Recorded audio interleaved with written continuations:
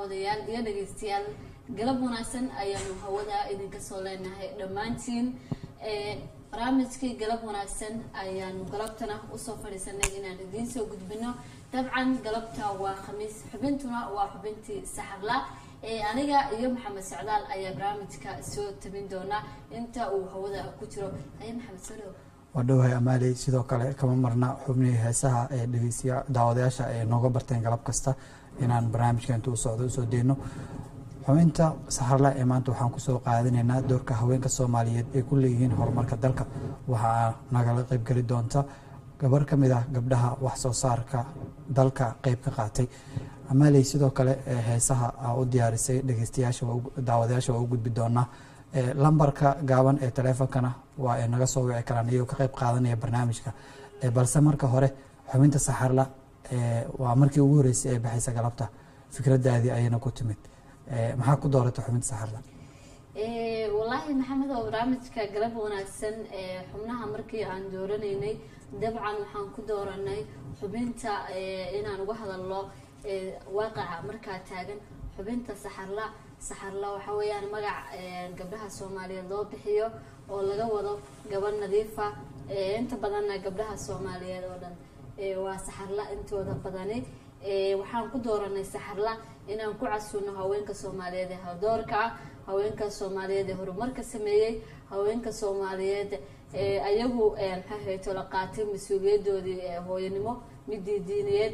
mid dalka difaaca iyo horumarka dalka watahay inta badan barnaamijta TV-yada ka baxa hadda xubinta saxarla oo kale TV-yada hadana waxay daayaan idaacadaha barnaamijka haweenka oo kale barnaamijka waxyaalo badan waxaa jira haweenka waxaa loo leeyahay barnaamij rag u gaar ah isleedahay barnaamijka rag la dhahay wallaahi waxaan u maleynayaa galabtii barnaamijka la furayay oo aan halkaas fadhinay dabcan madaxa barnaamijyada warbaahinta qaranka qaybteeda SNTV waxaa nagala joogay Ilyas oo ah madaxa barnaamijka isla markaasna barnaamijka galab wanaagsan asagu ka warbixinay mar haddii xubintii saxarla aan soo qaadanay iyo waliba sidoo kale toole doorka haweenka inuusan meesha ka maqnaanin waan weydiiyay waxaan ku dhahay xubintii raggi mee xagee ka baxeen dee maalintaasna laba nin baa ila joogay oo ma oran karin ragga waan aqranay laakiin waxaa lihi raggu is-atooreyn bay ku jiraan waaga is-atooreynta kasoo baxdaan gabdhaha Soomaaliyeed iyo ragguna marna isku mid maaha gabdhaha Soomaaliyeed waa hormuudkii waa hooyooyinkii kulliba anaga sidoo kale ma faani karnay meelna ma kala jirno balse marka hore aan aadno xubintii heesaha heesta aad inoo xuli lahayd dabcan qaybta farsamada ayaan heesta u deenayaa khadar iyo fuaad iyo shukri ayaan leeyahay bal idigu waxaad noo soo xushaan ayaan galabta ku qaxweynayna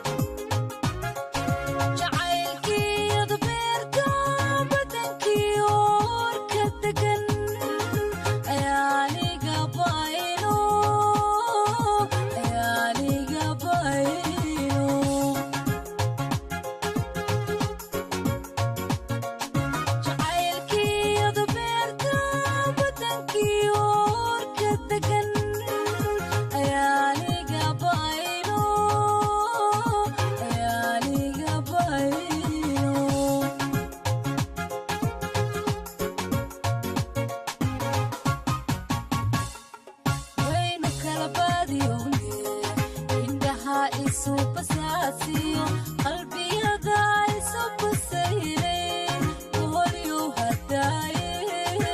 badqabkiigu soo noqo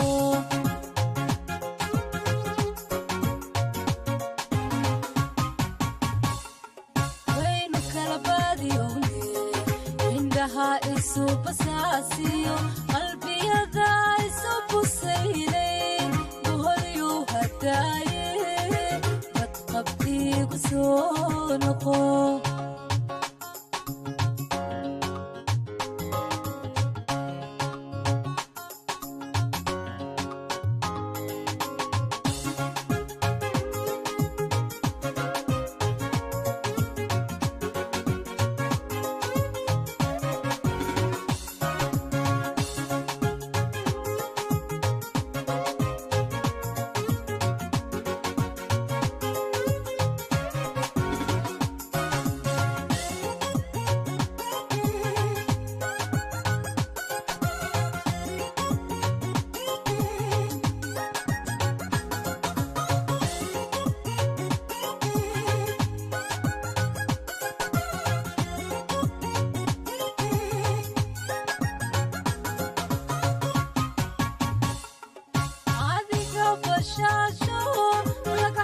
barbaartiyo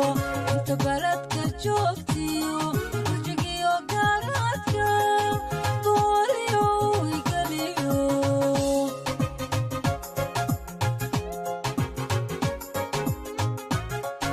adiga bashaasho lagu xusho barbaartiyo inta baladka joogtiyo burjigiyo garaadka booliyo igaliyo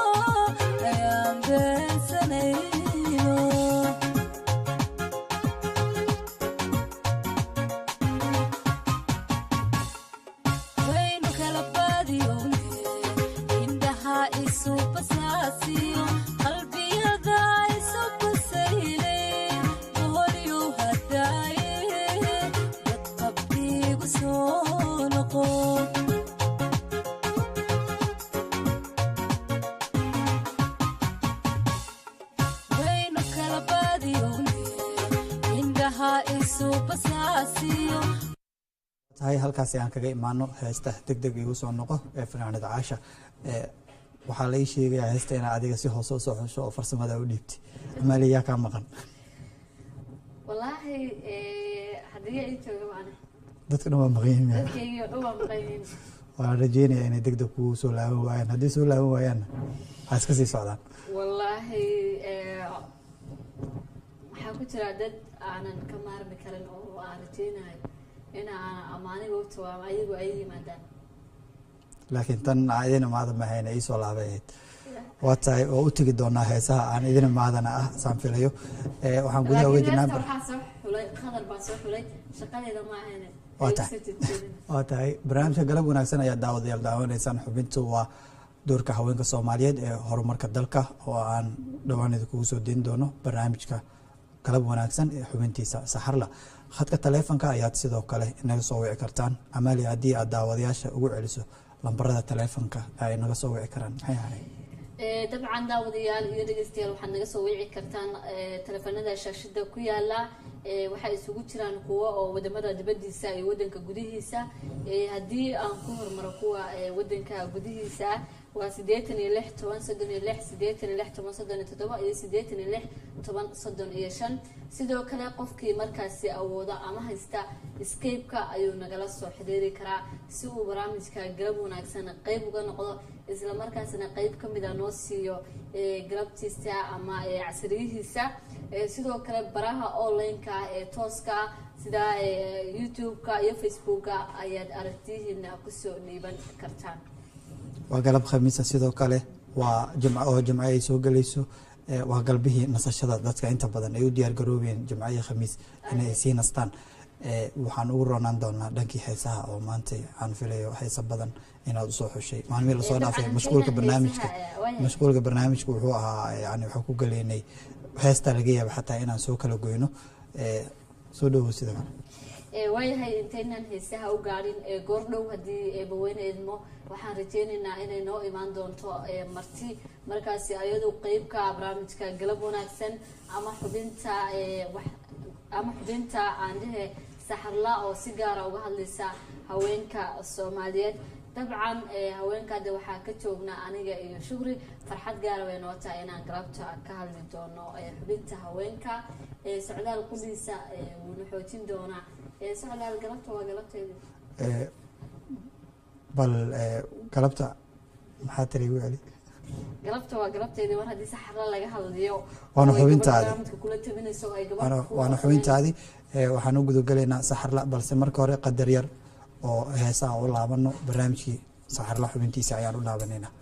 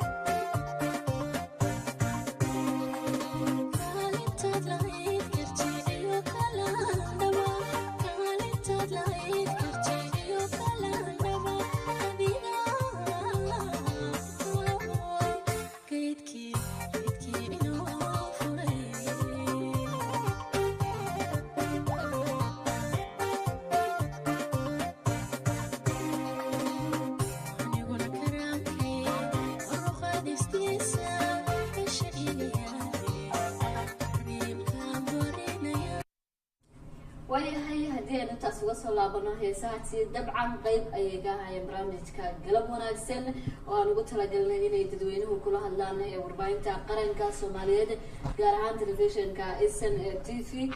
sidii aan hore idinku sheegnay xubno ayuu leeyahay barnaamijka kani maalin kasta xubin ayuu leeyahay. maanta oo khamiisa dabcan sidii aan horeba idinku sheegnay maxamedna uu wax naga weydiiyey xubintii saxarla oo ka hadlaysa haweenka Soomaaliyeed ayaa kusoo qaadan doonaa. xubinta waxaa marti ku ah Amaal Maxamed Caweys oo markaasi maamulka ama mulkiile shirkad ku caan baxday saxarla. Amaal waan kusoo dhaweynaa. Amaal Maxamed Caweys waxaan ahay aasaasaha milkiilaha shirkadda Saxarla Business Group. waata barnaamijku waa saxarla xubintu waa saxarla shirkaduna waa saxarla laba amaalna barnaamijka ka qayb galaya waa galab gooni aan u malaynaya galbaha kale inaan isku soo aadeen aad iyo aad wax badan baa marta waxaan lahaa qof amaal yidhahdo dadka naadir bay ku tahay laakiin galabta amaal baa ay wehelisaa amaal farxad bay tahay inaan wada joogno halkan SN TV iyo warbaahinta qaranka Soomaaliyeed ayaan kugu soo dhaweynayaa xubinta saxarla oo ka hadlaysa haweenka Soomaaliyeed qiimahooda horumarkooda iyo waxtarkooda ayaad ku casuuman tahay maxaad ka filaysaa horta aad ugu faraxsanahay soo dhaweyntiina diiran runtii expectation aad u sareysa barnaamijkan waa la socday waan ku faraxsanahay in qayb ka ahaada maanta wayahay xubinta saxarla ayaad marti ku tahay dabcan si gaar ah waxa uu leeyahay haweenka Soomaaliyeed oo aan ugu talagalnay in ay qayb ka ahaadaan markasta barnaamijka iyo guud ahaan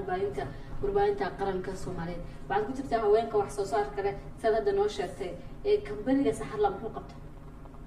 horta marka ugu horeysa aniga waxa ahay arday sanadkan jaamacadaha ka baxay waxaa bartay kulliyadda maamulka iyo dhaqaalaha saxarla business group hawsheeda ugu horeysa activity ugu horeeya ee qabad waxay ahayd yani face mask waxaa ahaa qofka ugu horeeya oo face mask keenay face mask oo washable ah oo dib loo isticmaali karo qofka ugu horeeya oo keenay ahay waa tahay face mask oo waxaa ka wadaa midkan marada ah kan oo halka mar inta la isticmaalo la tuuro aan ahayn maro oo qofku uu dhaqan karo reusable washable waa mid la dhaqana dibna loo isticmaali karo waxay ahayd shirkadda ugu horeysa oo sameysay qofka ugu horeeya oo fikradda see kugu dhalatay wallaahi koronaha markuu ugu horeeyay uu imaanaya 2020ga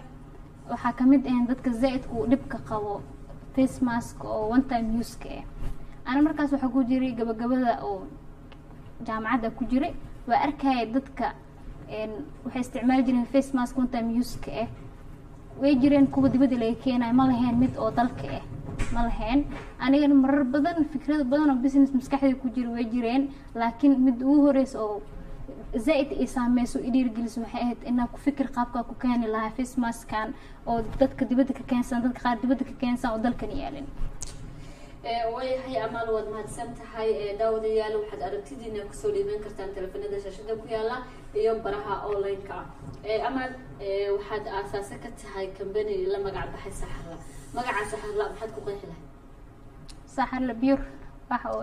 yani nadiif ah oo I think it's pure wax nadiif oo aan saxar lahayn waa tahay reeqooyinka that's why u doortay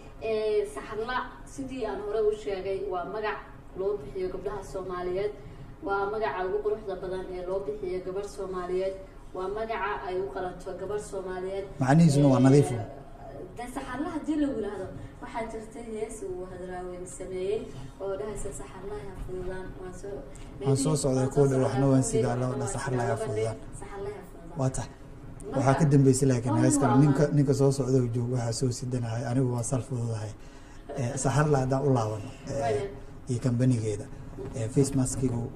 wuxuu ahaa baahiyaha aadka loogu baahnaa dalka dibadda laga keeni jiray kuwa xataa maaragtay halka mar la isticmaalo way adka dadka qaarkood inay gataan markii aad samayseen maqaab waxa u samayseen ganacsi ahaan oo suuqan u baahan yahay mise qaab waxa ugu talagasheen in dadkuna ay ka faa'iidaan idinkana product aad soo saarteen oo aad u intifaac badan u noqdo horta business marka la dhaho laba si loo fiiriyaa qofna yani reasonka koowaad waxay noqon qofkan uu ka faa'iidaa bulshadana uu faa'iideynaa ana marka productiga aan keeno adigana waa faa'iido oo productiga u baahan tahay iga qaadanay anigana dhaqaalihiisa u baahan waa qaadana marka labada reason bay jirtaa waa tahay fikraddu marka waxay ahayd fikrad adiga ka imaaday oo meel kale aan ka imaan sidee isku waafajisay tusaale ahaan maraa sameynaysiin oo tolayseen magacuna waa wuxuu tilmaamayaa wax nadiif ah oo maaragtay aanan lahayn wasakh iyo dhibaato mid kale oo saxarla waa magaci iyo maradiisa isku waafajisay haddii aan wasakhda meesha ka saarno magaca wasakh ma geli karto sidiisaba saxarla malaha waayaan laakiin waxa weeyaan ceeb ka saliid hadii askala laakiin markii lagu yiraahdo waxaan saxar male oo kale ama saxarla waayo oo kale marka magacaasiisa isku waafajiseen productiga okay kow aniga marka businesskii bilaaway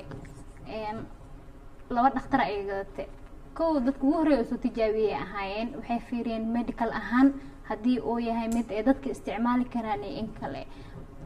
resultiga ama feedback ayaga akeel wuxuu ahaa inuu yahay mid oo medical ahaan fiican oo yani hor usii wadi karo sidii markaasa barnaamijku sii waday shirkadaha inaa face mask iga soo dalbadanaa gaaray markaasa waxaa lagu xujiyey inaa oo neem la imaado sidii saxar waa fikire dan saxar la igu soo dhacay saxarliya qaatay of course fikradii oo unique ahayd face mask oo asigana oo يعني mid oo dalka lagu sameeyay oo nadiif ah oo caafimaad ahaan fiican iyo magac waa israacayaan dabcan amaan marka laga yimaado xubinta saxar la si guud barnaamijku galabta wuxuu uga hadli doonaa haddii dhawaan raali ka noqdo doorka haweenka Soomaaliyeed ee horumarka dalka maxaa kaaga qorshaysan adiga okay horta aniga businesska marka laga soo tago haweenka wax badan kala soo shaqeey social activities tahay haweenkan waxay aad iyo aad ugu fiican yihiin dhanka activity-ga qaasatan businesska marka la dhaho dhiirigelin u baahan yihiin businesska bilaawaan wax badan oo uu safety-naay dadku yani hada si loo fiirin nimanka taayiga aga fiican way arrimaha kale ee siyaasadda ama wax soo saarka dalka ku haminaysa marka laga yimaado business of course hamigay waay maxaad jeceshahay inaad siyaasadda ka noqotid horta aniga labada meelba waa kasoo shaqeey marka businesska la dhaho iyo marka siyaasadda la dhaho riyadeeda ugu weyn waxay tahay inaan noqdo wasiirka ganacsiga ee Soomaaliya warshadihii hore ee Soomaaliya ka jiri jiray mid kamidna dib u soo nooleeyaa rabaa si bulshada shaqo abuur ugu noqoto oo income-ka wadankan uu isku bedelo rajaynayaa in rajada inay ku rumeeyo waa tahay waxaan ku rajaynayaa insha Allah maadaama beeraha iyo arrimaha wasiirka beeraha aniga markuu wasiir u baahanaya laakiin waa kasoo fikireen waa rajaynayaa amaal iyo shirkad saxalaba inay riyadooda u rumoodo markaa usoo laabano dadka dhalinyarada ah iyo bulshada run ahaantii qofka dhalinyarada inta badan ganacsiyo fudfud markuu jaamacad ka baxo ganacsiyo fudfudud oo sidaas oo kale way adag tahay inuu bilaabo ama uu galo isagoo ka fiirinaya nafcigeeda aada u yaryahay maxay ahayd aragtida ama fikradaha dadka kaaga imaanayay markaa gelaysay maaskigaas inaad samayso horta aniga waxaa aaminsanahay hal mid inaan kaga duwanahay dhalinyarada asaageega because aniga sidoo magacayga amal u yahay oo rajo u tahay anigana waxaa ahay qof oo rajo socota يعني wax walba xun waxa ka dhax fiiriyaa wax yariis oo fiican ka dhax fiiriyaa markii jaamacadda dhiganay fasalkeena 99% wiil ahayn ani kaliya gabar ka ahay wax badan ra'yadooda dhageysan jiray oo wada sheekeysan jirnay way dhiirigelin jireen marka qof kasta wuxuu ku dhahaa business marka loo baahan yahay in la bilaabo wuxuu u baahan yahay dhaqaale badan u baahan yahay ani taas ma aaminsanay way businesska haddii aan ka nimaadno dhanka magaca amal sidoo kugu baxaya ku bixi hooyada ay bixisay iyada ilaahay oo naxariisto sababta lagu bixiyo maxsuud way yareed markaas dhaafay dabcan laakiin way jeclaatay inta badan maxamed iyo amaalo magacu maxay waa magac carbeed oo waxa laga baxaa dhulka carabta haddii la macneeyo waxaa la dhahaa rajo waxa la sugaayay aniga oo kale haddii aan iska soo qaado aniga horta hooyaday baa ay bixisay ilaahay ayda afro alxamdulillahi rabbil caalamiin way joogtaa hooyaday magaca markay bixinaysay wax badan baan caloosheeda ku jiray oo hadda waqti aan iga filanin oo hooyo la naatay baan u maray saas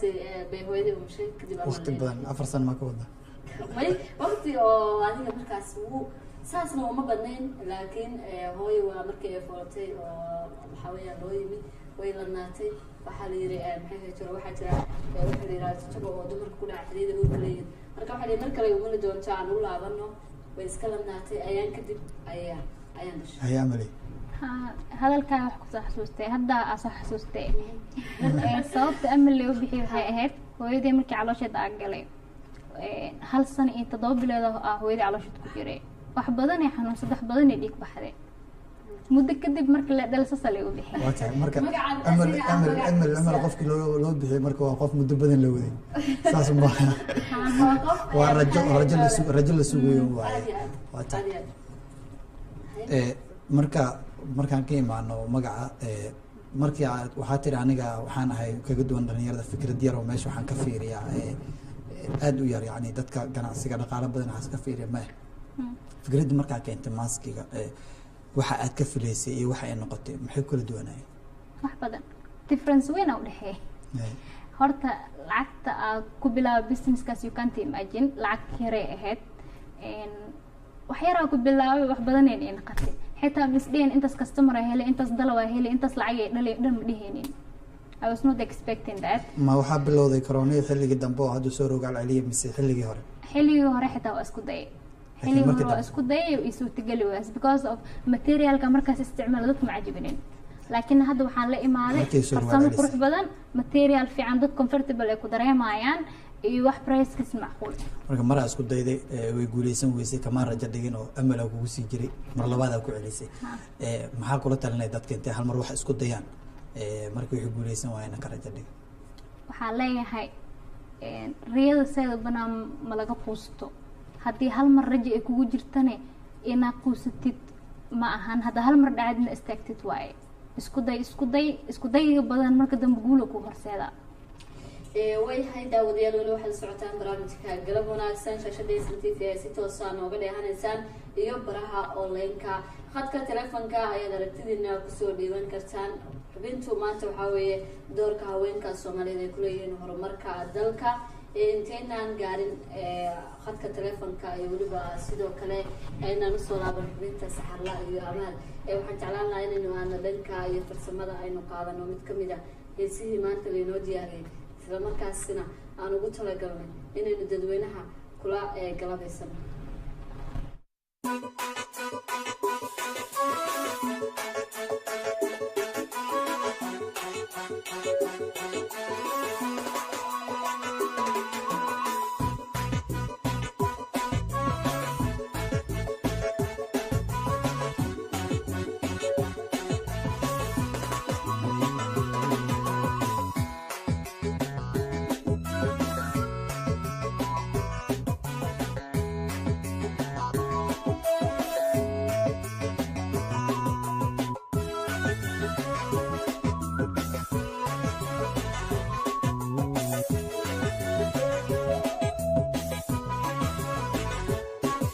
سقال يطورها سر ويد عرطو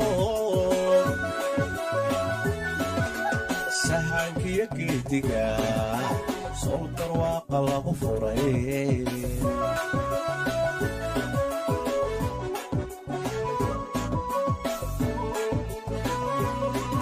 سقال يطورها سر ويد عرطو سهانك يكيدقا صوت الواقع لغفرين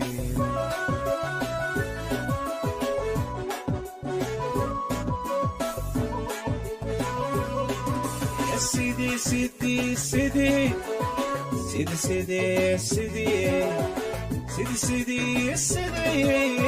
سيدي سيدي عيارتي صاركايو دانتا سعبلك عويو صعب أبو عويو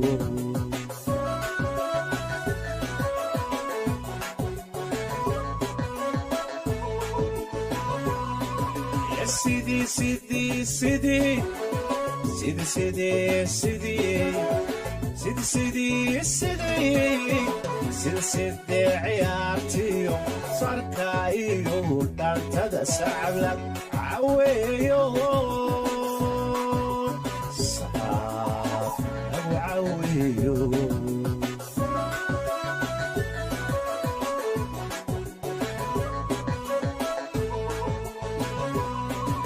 ساكن روردا جعلكي سليقي نمعو إيو سريديو سادشي سواقو نمعو إيو سريديو سادشي سواقو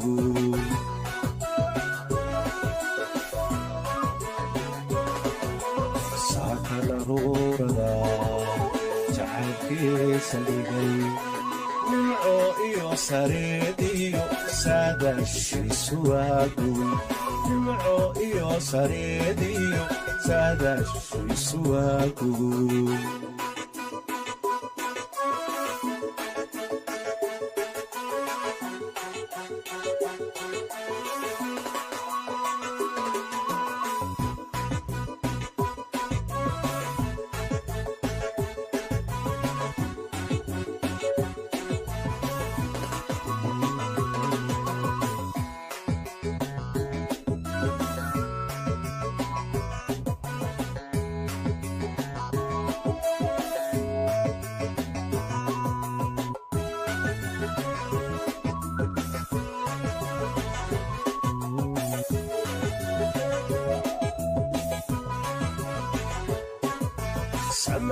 lagu ducaystiyo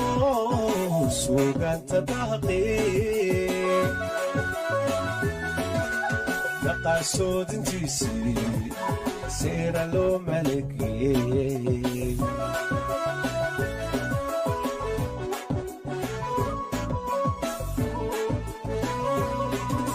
samaan lagu ducaystiyo suugaanta daaqee dhaqaasoodintiisii seera loo malagiyey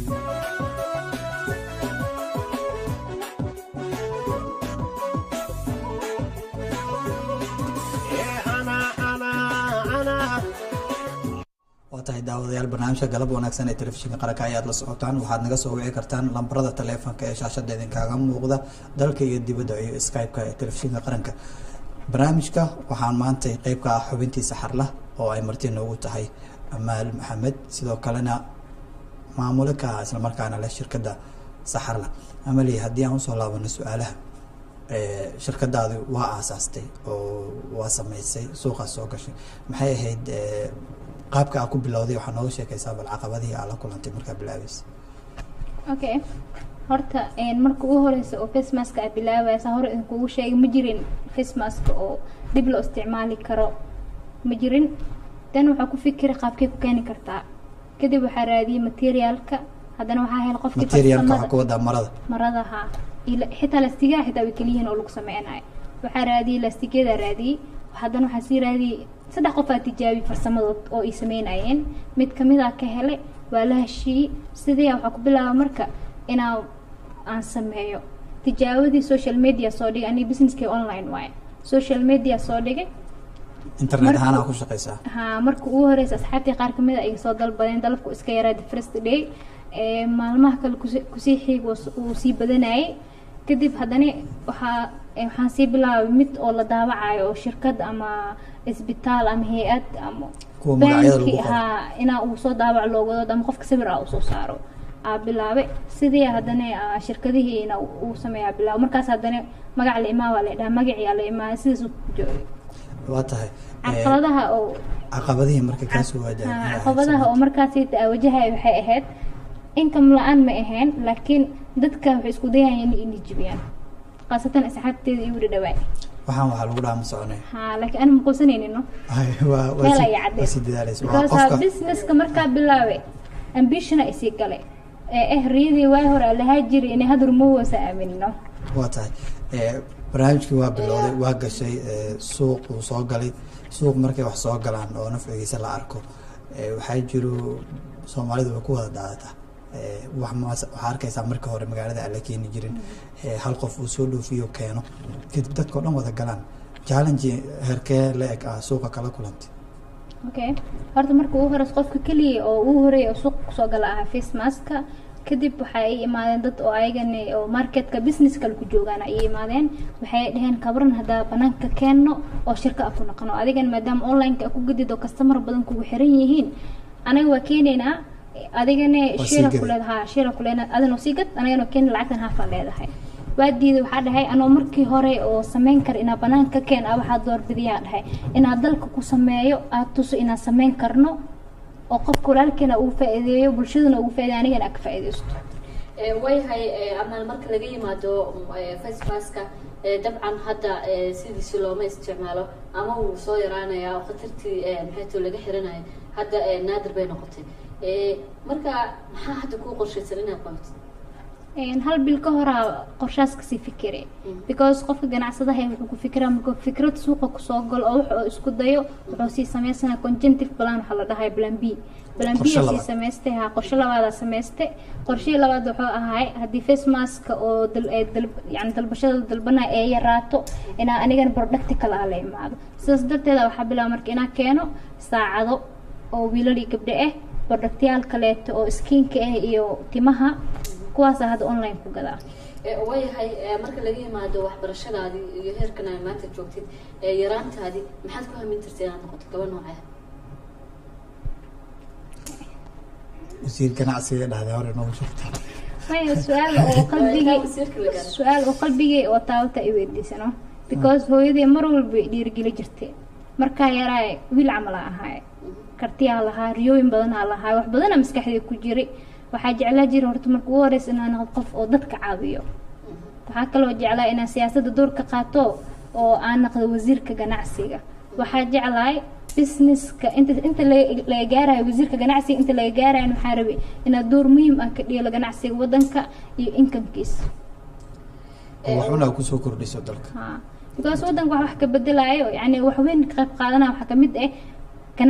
ganacsiga markii oo yani suuqa ay leeyihiin competitors badan markii leeyihiin income-kane wuu sii kordhaa oo wadanka wuu isbedelaa dad badan shaqo u war u noqonay wayahay ma rajeynaysaa inuu maxay tahay businesskaagu sii ballaadho isla markaasna uu gaaro qaybo kamid ah guud ahaan Soomaaliya iyo maxay tahay waxyaalo kale oo aadan hadda sameyn inaad sameyso maadaama oo saxarla business group baxsaday oo business group gadaal ugu raacay waxay tahay waxa ah qof fikrad badan ay ku jiraan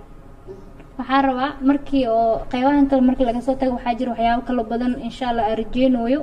inaan ku guuleysto fikrado badan suuq waa la imaanaa meel badan oo ay arki doonteen shirkad guuleysa taa socota meel kasta waa gali doonaa markii loo yimaado dhanka shaqada waxaan noo sheegtay sanadka hore jaamacadda dhameysay waxaa jira dhalinyaro badan oo dalka joogaan oo sanadka hore jaamacadda dhameeyay sanadihii kasii horeeyay dhameeyay laakiin ilaa hadda sugayaan inay xafiis ama meel intay ka shaqo bilaabaan ay shaqaale noqdaan oo ay tagaan adiga jaamacaddii adoo wada ama dhameynaya yaa waxaa ku fikirtay inaad waxaa leedahay samayso kadib haddana waxaa ka fikirtay xaalad wadanka ka jirtay qaabkii dadkana u badbaadin lahayd adigana aa ka faa'iidi lahayd maaskaasaa samaysay maxaa dareenta hadeertaa markaa aragtay dhalinyarada jaamacadda kula dhamayso weli aana shaqeyn oo shaqaa raadinayna ku dhahaysa ama kuwii kaa horeeyey adigana aa project samayso laga yaaba in adiga ay dadku u shaqeeyaan horta taas intaa galin hal waxaa ku darsanaa aniga markaa yaraay oo dugsiga dhexaa dhiganayay gurigeena ganacsi ku samey jiray sokoraa gadi jiray mar xitaa bulkaatayaasha oo gabdhaha isticmaalana inta suuqa kasoo gado guriga keena xaafadaha ku gadi jiray waagaa yaraa oo dugsiga dhexaa ahay dugsiga sare markaa bilaawine dadka aniga yani dhalinyarada aniga isku fasalka ahayn shaqo ma ka seenin ma shaqeyn jirin laakiin aan markaas waa shaqeynaya meel private ka shaqeyn jiray marka jaamacadda bilaawayna anoo shaqeynaya bilaawe haddana dhalinyarada oo jaamacadda aslameen qaarkood ilaa hadda ma shaqeeyaan fikrad ma haystaa ma dhahay laakiin waxay sugoyn inay xafiis fariistaan shaqaaleysiga sugoyin laakiin waxaan leeyahay fikrad haddaa la imaadid dhaqaalo badan ma kaaga baahno waxay kaaga baahan tahay karti iyo dadaal iyo inaa hami leedahay fursadda la sheego mida aad abuurinaysid waay adi kaa imaanayso waayahay daqiiqadihii ugu dambeeyay ee barnaamijka ayaynu isla soo gaarnay waxaan filayaa maxamed oo inaysan hadda inaynan awood u lahayn in aanu sii siino dhageystayaal maadaama uu waqtigii barnaamijku na dul taagayahay balse waxaan sameynaynaa amaal ayaan siin doonaa gunaanadka iyo labada ere ugu dambeeya amaal haweenka Soomaaliyeed ee businesska iyo waliba sidoo kale siyaasadda challenge ayay kala kulmaan ama caqabadahaasi ma ku jireen wax dumarnimo oo adiga ku saameeyay waxaa kamid sanooyinka hor waxaan jeclaan jiray inaan noqdo gudoomiyaha ururka haweenka qaranka Soomaaliyeed qaab qabiileed oo ii saameeyay yani waxay akaatay kursigan oo hal qof yani hal qabiil oo leeyahay camal waxaa dhahay qof jaamiciya ahay haweenka Soomaaliyeed iska lahaa la dhahay yadna yani suurtagal ma ina qanuusaa dhahay xitaa dada iyo ogolaan inay ifan gareeyaan qabiil dartiisa la igu soo diiday koo taas way saameysay marka laga yimaado arrimaha qabaliga iyo maxay toole siyaasadda waxyaalo kale oo aad la kulantay ama family problem ama dadka kugu xeeran oo aad waxa la gadanayso ma jira marka businesska bilaabo dad badan waxaa jira iska kasoo wacayeen oo ay jireen dad badan waxaa jira marka wax isla dhiganeen xitaa ay dhihi jireen meeshaan gabar ma gali karto for example waxaa hadda oo yani tusaale iyo ilaa weliga ay ilooyin waxaa kamid wiil isku fasal ahayna wuxuu dhahay macalina maado oo leadership process oo dhigi jiray no wuxuu dhahay hadda maxaa jeceshaa waqti xaadirka inaan qat markaas waxaan dhahay agaasin waaxid aan qor markaas wiil soo bood wuxuu dhahay gabdhaha ma ahan inay galaan gabdhaha jikada loogu talagalay bilaasha haddaba waqtigan waxbarashada uu qarash gareeyno saa wuxuu dhahay marka wiilashana wayna nijibiyaan haddii siyaasad loo fiiriyo iyo haddii ganacsi loo fiiriyo inta maxay tahay talada ugu dambeysa محمد يا بلشنا نقدر توقع محمد ويا مركز تجارة جوتي waata ana hore kuugu sheegay waxaan ku yiri dumarku waxay leeyihiin barnaamijyo kala duwan oo ay ku soo bandhigtaan wax walba ee tolo oo suuqa ay kala kulmaan barnaamijka haweenka barnaamijka garab istaaga dumarka intaasoo barnaamijyo kala duwan waxaa arkaysaa social media television meel kasta wareegayo haweenka la laakiin weli ma jiro barnaamijkii ragga oo ragga ay caayaan caqabadaha ay la kulmaan ee ku sheegan lahayd marka ragguba caqabado way la kulmaan waa laga dhageysan waayahay maxamed iyo amaal talada soo gaarnay waqtigii ama daqiiqadii ugu dambeeyay ee barnaamijka guud ahaana intaas ayaan kusoo gabagabeynaa galabta barnaamijka galab wanaagsan amaal qaaje iyo maxamed socdaal ayaa halkan barnaamijka kasoo tabinayay Ilyas ayaa soo saaray amaal maxamed wacays ayaa iyaduna marti ku ahayd oo maxay tiro mulkilaka shirkadda Saxarla waxa ayna marti ku ahayd xubinta Saxarla waxaan u mahadcelinayaa bahda farsamada barnaamijka quruxda badan idin soo gudbinayay waxaan ku cudur daaranaynaa inaan galabta aragtida dadweynaha bixin waqtiga oo lagu dhacay awgeed guud ahaan anagoo isku duubana waxaan leenahay nabadgelyo